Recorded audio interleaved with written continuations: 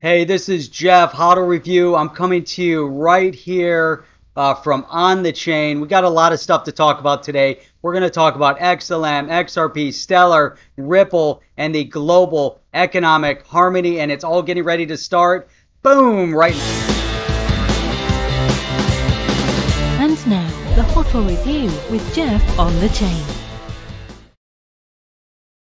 What? So here we are. We got so much stuff to talk about today. We're going to do it in a short period of time, which is awesome. So this is a Hodl Review short. So I want to get into, again, XLM, XRP, Stellar, Ripple, the global economic harmony. What in the world am I talking about? Well, let's start with this. When we look at XRP, we're really seeing the 21st century banking rails being laid out.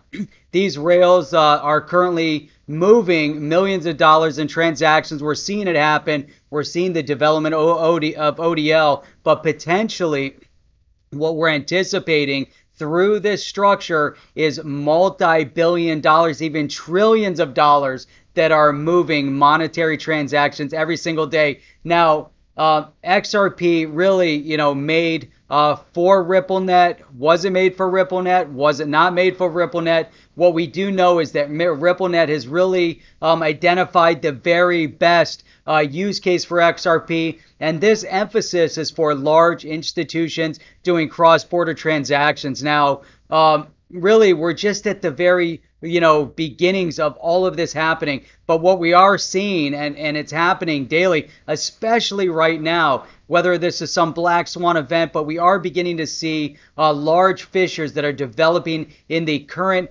financial fiat economy, the fiat structure, the current structure that's been around for, who knows, hundreds and hundreds of years. Now, before this, and as we've led up to this point, we've seen that plans are really in the works. They're in motion. So we have 10, 11 years ago, the invent of Bitcoin. And subsequently after that, you have the altcoins like XRP and XLM and many, many others, all of which are presumably a part of this new global financial architecture.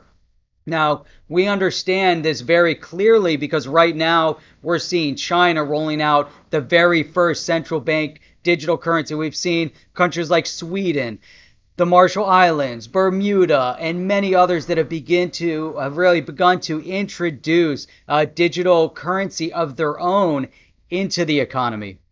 Now, with the introduction of these national currencies, whether it's going to be the United States, China, Russia, or these smaller nation states like Bermuda, there's a critical element, a critical component that's needed to continue the interconnect, the flow of financial transactions from one country to the next. Now, we know that they need to maintain their sovereignty, yet still be connected to the other countries in the world in order to complete economic transaction. So now, again, with each national currency that is their own sovereign currency, they're building a walled garden around that currency. They might have some interconnection in with regional economic cooperation. Like maybe we'll see the U.S., Mexico, and Canada because there's an agreement on the ground. Maybe as the euro fragments, maybe we'll see all the European countries regaining their sovereign currency, but yet having some interconnectivity within Europe, as we might see in parts of Asia. But the key is to get beyond those walled gardens, to utilize a recognized, trusted, third-party transactional platform that will exist in order to streamline these transactions with full efficiency, yet with full transparency. Now, when we look at these transactions, I want to divide these transactions, these financial transactions, between large institutional transactions and smaller retail transactions. So here we're seeing on the retail side the movement of currency between individuals, or maybe payment from a business to an individual that's working. So payment to individuals cross borders. Now on the institution side, we have the large banks, the large corporations, the financial institutions, and yes, governments. Now here, the potential is billions, if not trillions, that need to be transacted quickly, efficiently, securely, and transparently cross-border. Now, in order for this to happen, obviously these large entities are going to want dedicated platforms that will focus specifically and strictly on their needs and the security required in that environment is going to be exponentially high, obviously, but they want their own structure. RippleNet, ODL, XRP. Now on the other side, we have the smaller transactions. We have small business. We have payment for work to an employee or contract work, person to person. You get the idea. But this platform should be empowered and efficient at the individual level, for the individual transactions, which are at that point from a cost perspective low to maybe no cost involved. Here you have an organization like the Stellar Foundation. You have the digital asset XLM as maybe the foundation of this architecture. And that platform has been in existence. And this is where you see some harmony, the effort, the inner workings of XRP and XLM.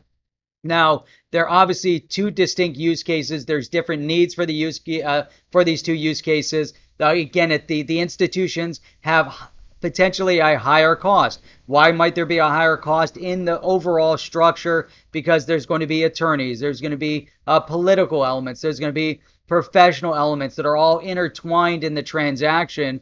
Now, in that case, you're going to need a bigger entity like a Ripple, a RippleNet. The ODL is just one component of it. You're going to potentially then have a segment of their own rail, their own digital currency built into all of this, which could potentially be XRP. And then XLM, on the other hand, again, going to the more retail, to the individual level. But again, you see the harmony on how they work together. Now, as they're working together, there's still one big question that we all have to look at.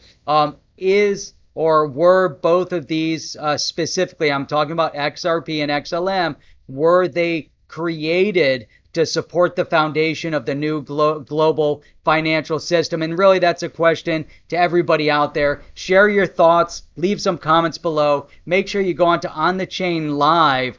Check out the live streams, the interviews. There's so much going on over there. We have the roundtable. We have off the block interview segment with CEOs. You're going to see a whole bunch of those coming up on Monday nights. Roundtable on Sunday nights. You have the HODL review, which is Saturday mornings. Tuesday, we have a live stream. Wednesday, you have XRP. Thursday, you have Deep Dive. That's it. This was absolutely awesome to spend a little bit of time with you guys today. And you know what? I don't know. That's it. I'll check you guys out next time. I'm out. Boom. Are you down with OTC? Please like, subscribe, and click the bell to be notified when the next video drops.